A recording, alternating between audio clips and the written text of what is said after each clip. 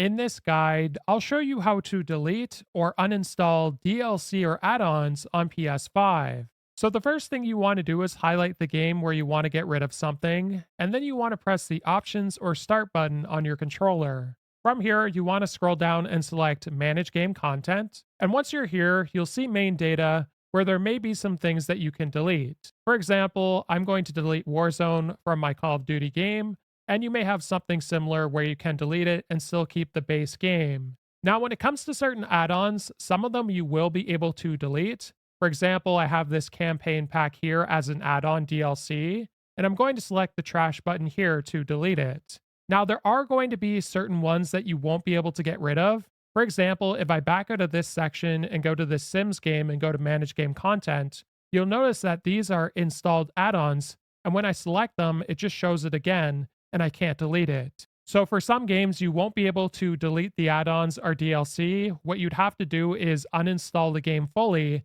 and then you'd have to just reinstall it without adding those add-ons. If this guide was helpful, like and subscribe, and we'll see you in the next one.